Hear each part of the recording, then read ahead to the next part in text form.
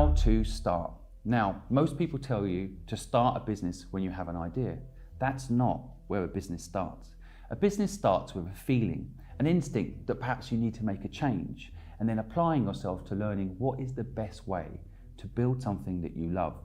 Now, everybody tells me that starting a business is filling a market gap or finding a niche. That is not true. One of my most successful early companies was a company called Fluid. This company turned into one of the biggest agencies in Asia, which I sold to PricewaterhouseCoopers for more money than I'll ever need. And when I launched that company, there was 500 other businesses doing almost exactly the same. So how did I manage to win? I didn't have an original idea like everybody tells you you've got to have to start a business. You don't start with an original idea. You start with what you like doing. Now, I love helping businesses and people succeed. I love marketing. I could spend all day long studying and understanding marketing. Every time someone launches a new business, I want to understand how they made it successful. I'm obsessed. I enjoy it. It's my hobby. There is no work-life balance. There is only syncing up your life with your business.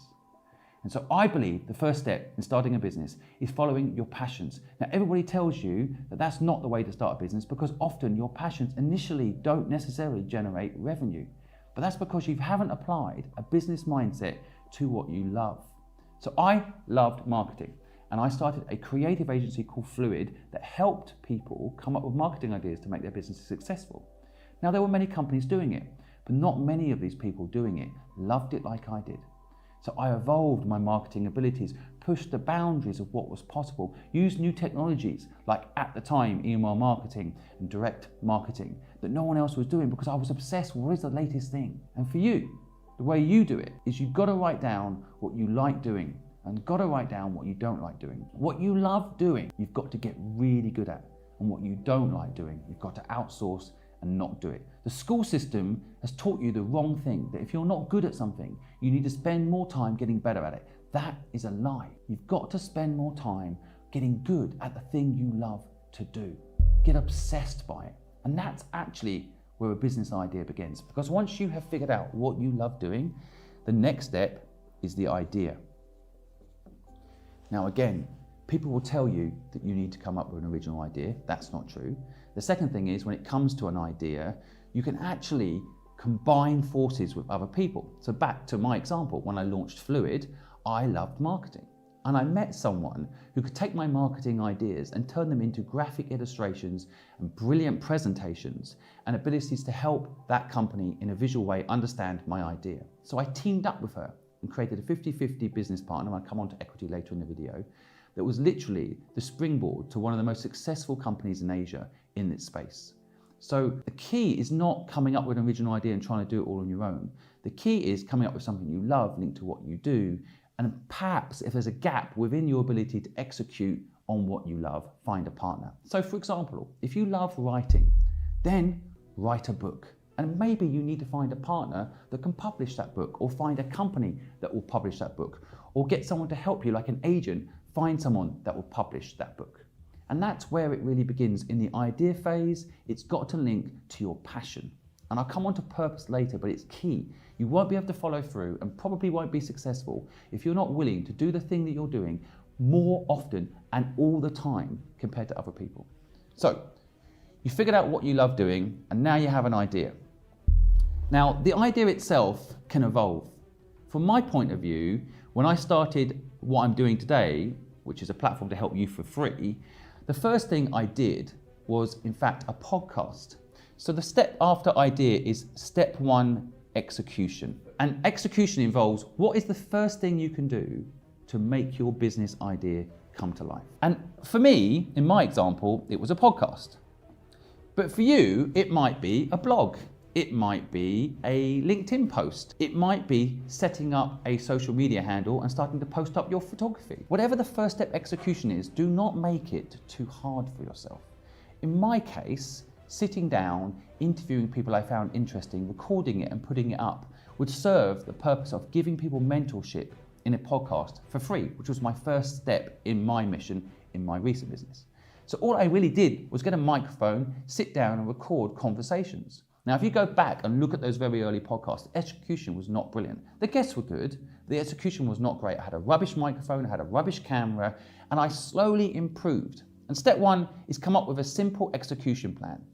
Step two in starting a business is consider where the revenue is going to come from. Now, some people say you need this within the idea phase. And yes, you can put it within the idea phase, but sometimes revenue doesn't actually make itself clear until you start. So an example, if you're a photographer and you think you're going to make your money charging by the hour for your photography skills, you're probably limiting yourself, right?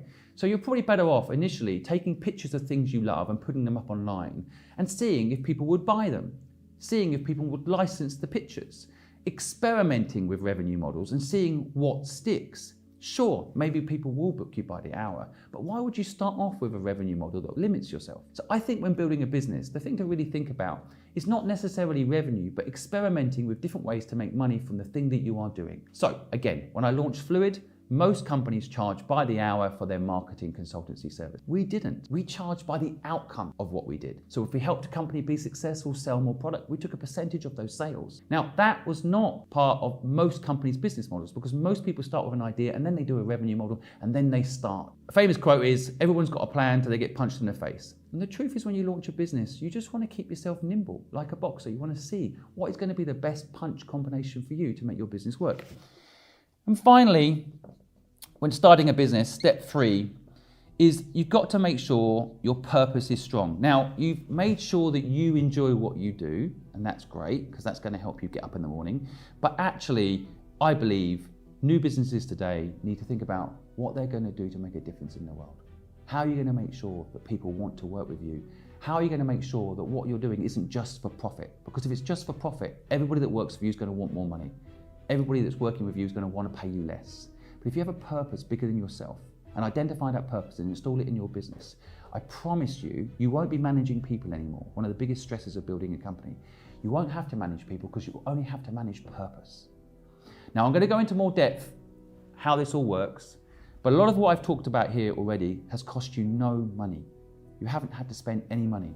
Now, even if your idea is to launch an app that costs £1 million to develop, start off with a service business. Start off with a revenue-based model that can get you there. So an example is Airbnb. When they launched, they actually sold cereal boxes at conventions. It was enough to be similar to Airbnb because some of the first accommodation that Airbnb ever sold was at conventions. People would go to see Obama speak, go and see different politicians speak at these conventions, and they would rent out rooms on Airbnb later. But initially, they sold cereal boxes, Obama reels, at this event.